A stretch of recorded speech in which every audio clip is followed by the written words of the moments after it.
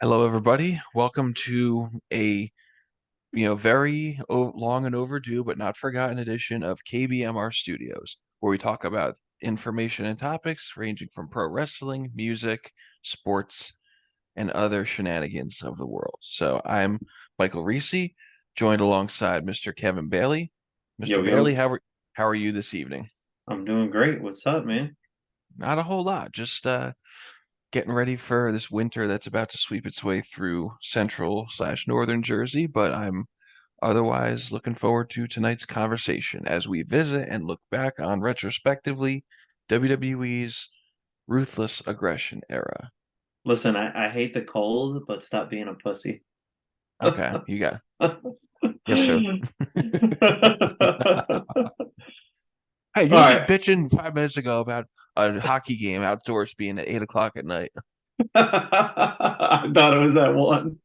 So who you calling pussy, pussy? Oh man. All right, All right, yo, so you know what the biggest thing before we get into the actual superstars and anything, I'm gonna pull this out of like left field right now, right? And bring let's it just on. say that the Ruthless Aggression era had the greatest commentary ever.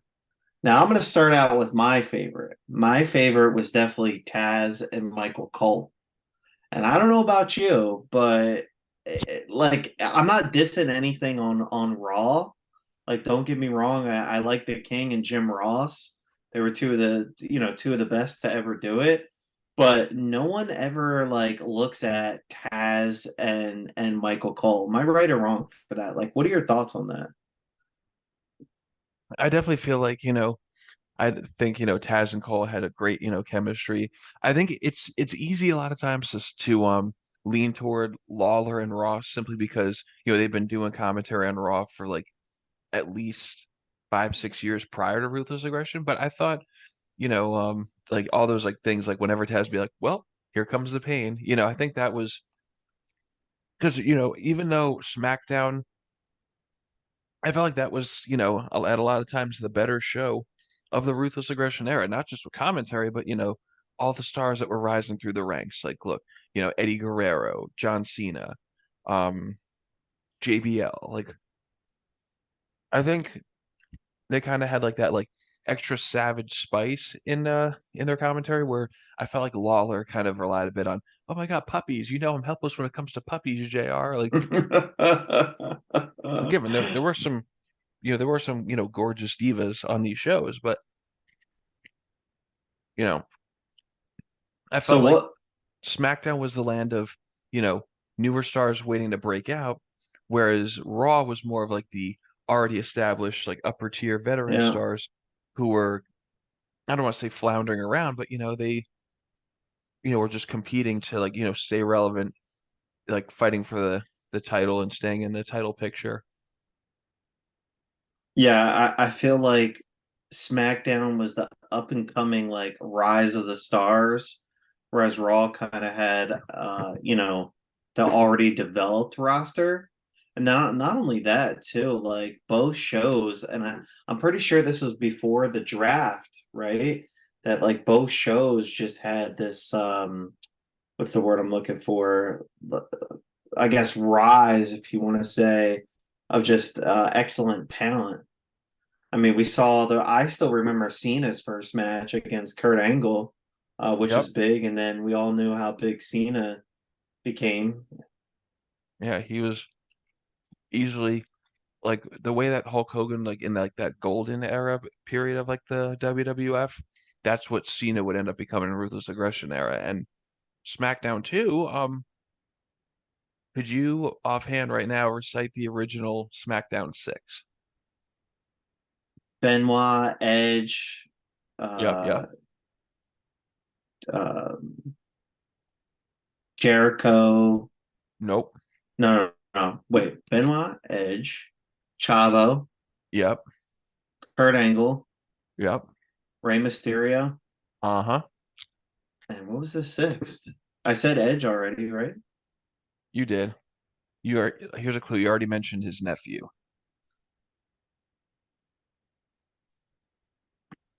I don't know. Who am I missing? I thought it. Eddie Guerrero, dude. I said that already. No, you said Chavo. So Eddie Guerrero, Chavo Guerrero, Kurt Angle, Rey Mysterio, Benoit, and who was the sixth? You said Edge. Edge. Okay, there we go. All right. Yep, they were the. Like, remember, you'd see different combinations of them having matches together. I remember they had the one match with all six of them at the same time. Um, Survivor Series 2002. It was a three-way tag team match for the tag titles. It was Edge and Mysterio versus Benoit and Angle, and then Los Guerreros. If I'm not mistaken, I think the Los Guerreros won that match and the titles. Yeah, I would have to go back. We would have to watch that together. So here's another thing that's not talked about in the Ruthless Aggression era, and I want to know your thoughts on this. Go ahead. Can you name me the probably two greatest GMs? We'll start out with Raw. Do you know who the GM of Raw was? Oh, he was the only consistent GM in the whole Ruthless Aggression era, I feel like. Eric Bischoff. Yeah, yeah, yeah. And then what about SmackDown? I know they've had a couple. I know Stephanie McMahon for a bit. Um, Teddy Long. Teddy Long. Um, I feel like there was another in there somewhere. Oh, Kurt Angle was GM for a hot minute. Yeah, yeah. I remember Stone Cold was on Raw for a minute, like The towards the co-GM, end. the Yeah, co-GM. That yeah. was and that was some entertaining TV. And I know a lot of people didn't realize it when it was the Raw after Mania 19 when Bischoff fired Austin on medical grounds. The reality was Austin had retired because his knee and neck injuries got so bad and caught up to him. It was at a point where, he was wrestling against the advice of his doctors, and, one bad fall or bump would have uh, done that. I'm kidding. That would have. Sorry, folks. You'll see I'm breaking the fourth wall right now. You'll see me do that a lot across the presentations, but one bad bump could have left him, paralyzed from the neck down or even killed. It was just unfortunately, Austin was, up to that point in time, he was like the hottest thing in wrestling. And after Owen Hart dropped him on his head with that pile driver, he never recovered. He had to change everything from, you know, his wrestling style, but it kind of allowed his character to like take that rise to the top. And I felt like, I know we talked before about Raw having the more established veterans. It was kind of like that old school style wrestling. Like when you look back and see like old school matches with people like, Dusty Rhodes or Harley Race, and you see the more recent iterations where it's like HBK versus Triple H and they're bleeding like stuck pigs, pun well intended in the words of JR. It's like it has that feel of like, okay, this is, wrestling as an art. Yeah. You know what my downfall of the Ruthless Aggression era was? So The Reign of Terror. obviously growing up as a kid, right? You obviously had a bedtime. I'm pretty sure we all have. Some Yep. don't, but some do, right? And I remember that I was able to watch at least the first 30 minutes of Raw. Well, let's be honest, the first 30 minutes of Raw, which was really the 30 minutes of Raw, because Triple H would come out and talk his game, or excuse me, talk his game, ma. And And then in after this 30 minutes, I'm gonna do absolutely nothing. nothing. And Rock then definitely said it best. and then after those 30 minutes, I was like, all right, you got to go to bed. So I always missed that Raw, right? Which obviously, again, I guess the older generation watched that because I had a bedtime. It is what it is. And then I remember when they made the switch, when USA decided to make SmackDown on Friday nights, it was literally the greatest thing. Like, whoever decided to do that or think about that was just an absolute genius. And then it's stuck ever since. And let's be honest, just going back between both shows, I mean, the pay per views were one thing, but SmackDown was definitely the greater show. It wasn't just the up and coming stars, it was always title matches. There was always title changes. You had the rise of, JBL, Cena, Batista. It was a great time. Yeah, and then in the early part of Ruthless Aggression era, Brock Lesnar, that was his show, SmackDown. Yeah, yeah. Well, I think people knew coming out of the Attitude Era, that whole Rock versus Brock, the kind of obviously The Rock wanted to go towards Hollywood. Stone Cold was technically retired and some injuries set him back. I I know one of the just before like they started like declaring, Ruthless Aggression, that was a kind of like a turning point, and I'm sure it probably was for you too as a fan because that was when, Austin infamously walked out on WWE. Yeah. I know there were some issues with the storyline. I mean, I don't know the full details of it, but I remember when he was the GM of Raw, there was some stuff going on there where he just didn't want to be a part of it. And you could kind of tell towards the end of his time that he was on his way out. Yeah, like they did that thing. It was like he was the sheriff, which is kind of like, trying to rehash what the co-GM storyline, but then shortly after Mania 20, I think they parted ways because there was some kind of contract dispute. But I know back to before with Austin's original walkout in, mid 2002, the plan was that it was going to be like they were kind of um like they were having Austin do different things. Like obviously 2001 when he faced off with The Rock at WrestleMania, that was like his like pinnacle point. But then he was kind of just floundering around. He had that like match with Scott Hall at Mania 18. And I think they were having him work programs with like Eddie Guerrero and Benoit. Eddie, getting like a second chance from WWE after his, you know, alcohol and substance issues. Benoit coming back after like a, really bad neck injury, having him work programs with them, but he wasn't really in the main event picture. And the final straw for Austin was for the King of the Ring 2002 on Raw, and I think it was in Atlanta, Georgia. They wanted him to do a qualifier match for King of the Ring with, Brock Lesnar, which obviously would have been a huge big money match, something you could have put on pay-per-view. They're giving it away on free TV, and Austin's like, that's fucking bullshit. I'm not doing it. And got on a plane and flew home. And, part of me being devil's advocate wonders sometimes, obviously Austin was booked to lose that match, but it would have been by like a screw job finish. Maybe like Eddie or Benoit interfered and cost him the match. But like, what if Austin had been booked to win? Do you think he still would have walked out on it? I don't know. I Yeah, love Austin. true. I love Austin to death, but like, I feel like there's people that have that thing where they don't want to lose. Case in point, Hulk Hogan. This doesn't work for me, brother. Right. I mean, so my up and coming things, I think with Raw during this time, it was all about evolution. That Yeah. was a big thing. And don't get me wrong, I like the storyline and I have an Evolution shirt. I just think the thing that people got really upset about was the no title change with the game. Whereas SmackDown had constant change in titles and matches. And I think that's why SmackDown was definitely the bigger show to watch.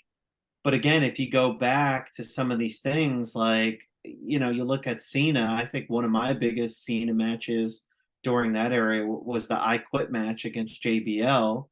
But then you had Batista up and coming too with some of the big matches that he was in. But then a lot of people forget during that time, I think that's when they tried bringing back the tag team championships. You know, it was something that wasn't I guess like highlighted in wrestling during that time. Yeah, there and then I think at one point they got rid of the IC title, Intercontinental title, and then they brought it back. It's like, is it staying or going? You can't just do this. And Right. then one thing I like with the brand extension is, they try to give more adequate screen time to a roster that got pretty much doubled once they purchased ECW and WCW. But and then you had to tune into a specific show to watch your favorite stars. And I think that ultimately helped out with some of the the viewership. Like viewership, it's like, okay, like you have to tune in if you want to see John Cena. You have to tune in if you want to see, Batista or Steve Austin. I mean, it sucks because like right at the start of the draft, it was like Austin was going to be the number one guy on Raw, and then The Rock was going to be the top guy on SmackDown. But Austin had did the walkout.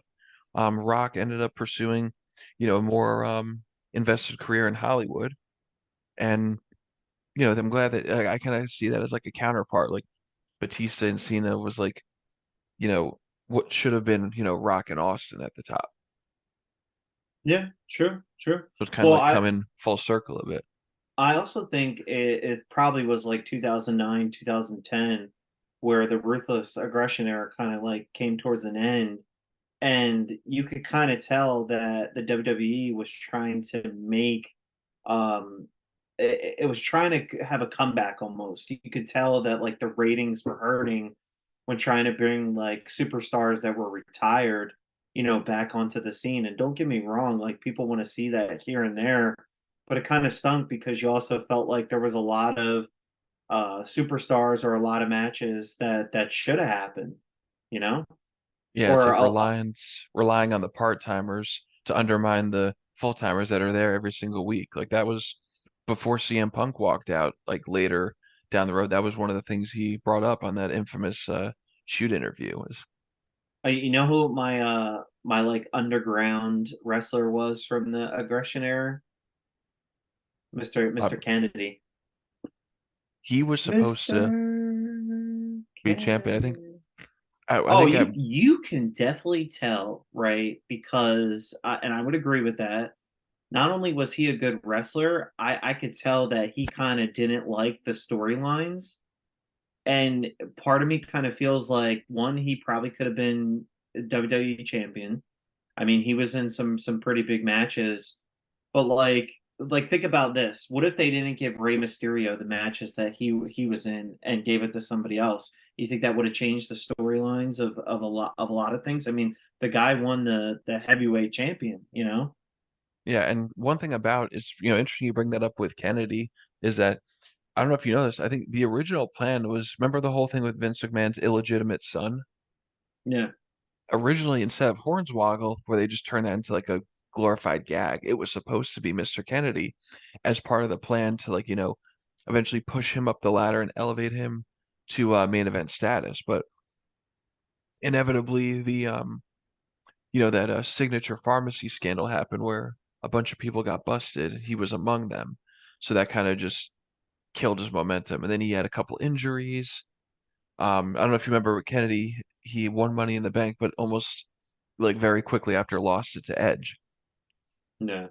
The reason for that was because when Kennedy, I mean, with the Money in the Bank specifically, is when he got injured, they thought it was another serious injury and he was going to be out for a while, but it ended up being like less severe. He missed just like a couple weeks of time, I mean, but then he was back to square one. let's be honest too. Money in the Bank matches will never be what they used to be. From No, like the it's ruthless aggression era to now. Now I just feel like it's a like okay, someone's got to climb the top of the ladder. Like you won't see the crazy. Well, let's be honest. You also had the Hardys and Edge and Christian going at it.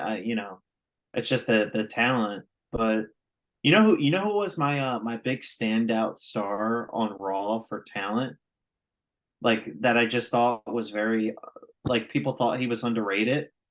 Tajiri. oh Do yeah, you he remember? had Do you remember Tajiri? oh yeah, I remember him with Uh, the poison mist or whatever technique he did. yeah, that like Asuka brought back and stuff. The tarantula, I remember he was big Yeah, on that too. the tarantula. Yep, yep. Well, so the reason why I bring up Tajiri is because you had a guy like that who was so talented and everything, and to me, I think that's why Raw wasn't, or excuse me, Raw Mhm. wasn't as big of a show. And I'm not saying that it didn't have good talent, but like think about this: why didn't SmackDown have a Divas champion? Why was it just on Raw? What's your stratus? And Yeah, I don't SmackDown think was about the cruiserweight division. That was all there. Like you had guys like right. remember Ultimo Dragon, Hmm. um, Super Crazy Psychosis, Hurricane, Shane Helms, Yeah. Chavo too. And that's the thing too. Like I felt like there wasn't enough titles, I guess, on Raw.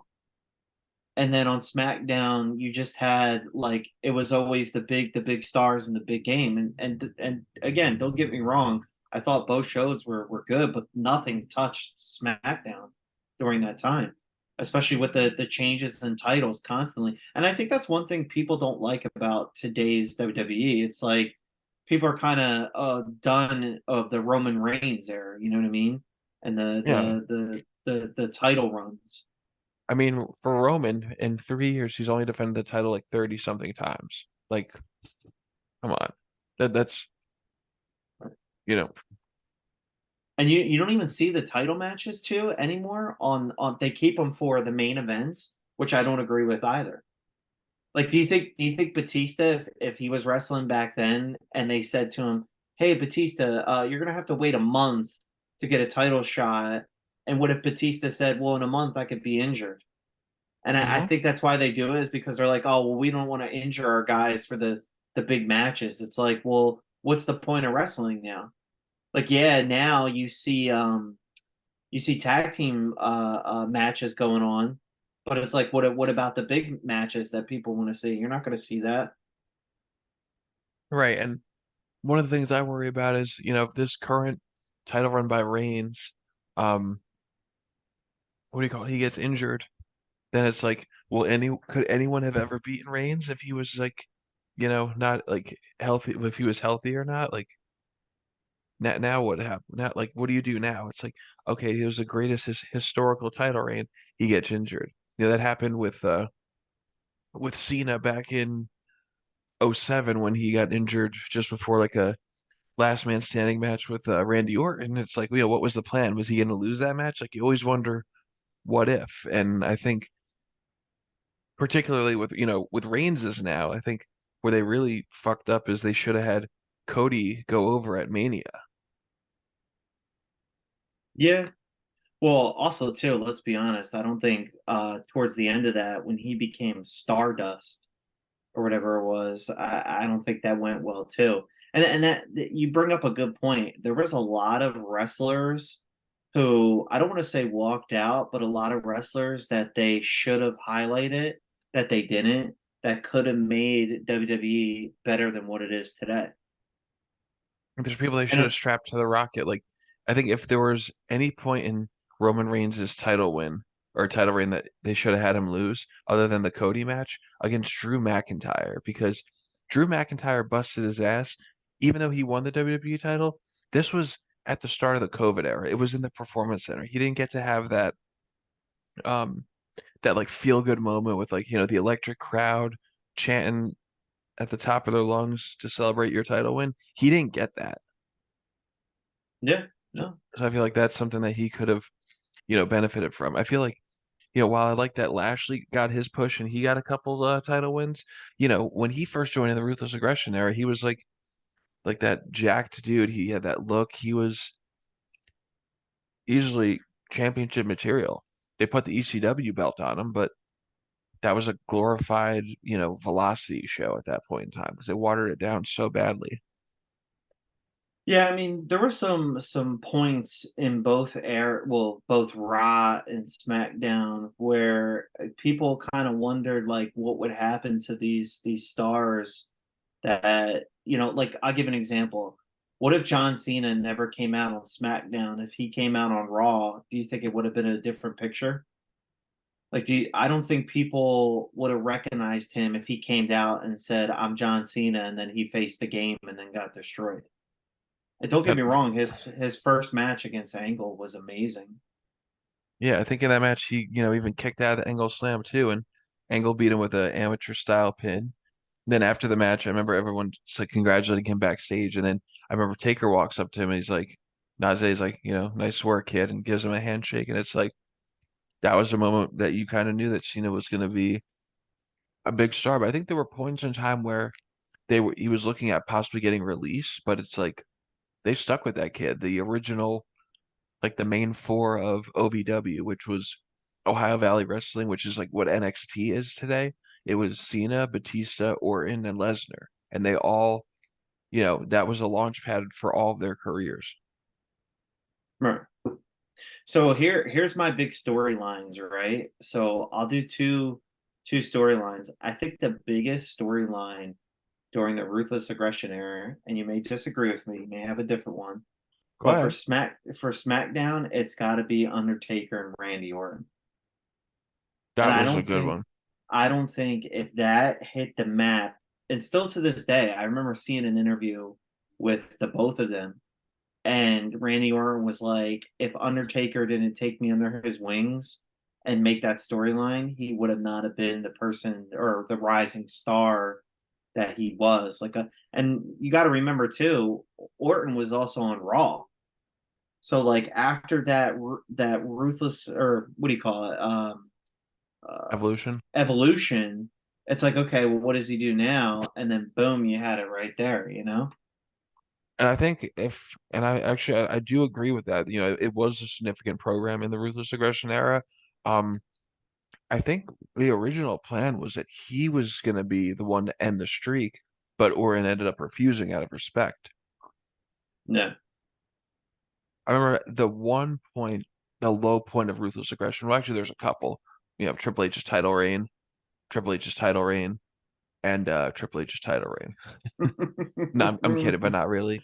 And I remember after Eddie Guerrero passed, which was like really shocking and really sudden, when they had Orton say those like fucked up things about Eddie, like, "Hey Ray, you're looking up at the sky like you're looking at Eddie, but you should really be looking down because that's where he is in hell." And then I think it's like you have as much chance as winning the title at Mania as Eddie Guerrero does coming back to life, like literal scum. Like, Yeah. but I think he got the okay for that and everything. It was one of those things of like controversy, too soon. But as Eric Bischoff's book says, controversy creates cash, and that's definitely a cash cow that they milked toward the end. Yeah.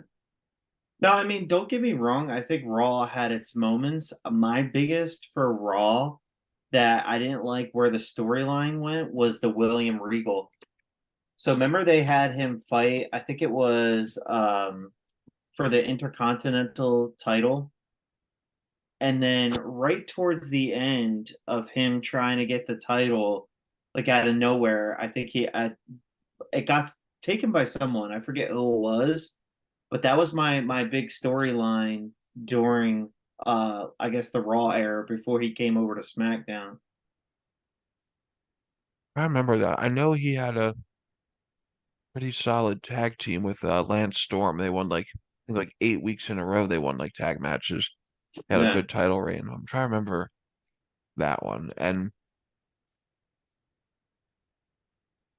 and it's crazy all this shit goes back to Raw, but for me, in my lifetime of watching wrestling, I think the absolute worst booking decision I got to witness was SummerSlam '03, Elimination Chamber. Goldberg is ripping a fucking hole through everybody just to get clocked by a sledgehammer in 1, 2, 3, his first loss in the WWE. Right. Are you fucking kidding me? Do you remember the storyline of Katie Vick? No. Good. It was the most it was the one moment I think in wrestling where I felt embarrassed to be like a fan of the product. It was basically the story that I guess years ago, Kane and his girlfriend at the time, Katie Vick, were coming home from a party. I guess like he had too much to drink or not, got into a bad accident where she was killed. And then Kane was accused of being a necrophiliac, which if you don't know what that is, I'm not explaining it on this fucking podcast, so go look it up. And Triple H is like, I got this footage of Kane in the act, and it's really just a disgusting video of a mannequin in a casket and Triple H with a Kane mask on, pretending to make love to it. I'm like, just fucking abort this angle now. Like, Hey, so I have a question, right? Bring it Wasn't on. this the same time during the Ruthless Aggression era where the plane ride from hell happened? No, no, that was earlier in the year in May when they were coming home from the tour of the UK after the Insurrection pay-per-view. That was actually the last WWF pay-per-view right before they changed their name. That was Uh, like late April to early May of 2022. Have you seen that documentary on Dark Side of the yeah, Ring? we watched that, you and me. Oh yeah, that's right. Yeah, I That's forced that show on you, didn't I? that's why I was asking. So here, I'm gonna throw another curveball at you, right? Hold that One of thought for the next part because we're actually coming up on time. All But right. So bring that on. We're gonna dial back in momentarily to start the next part of this. Stay tuned, all right. folks. BRB.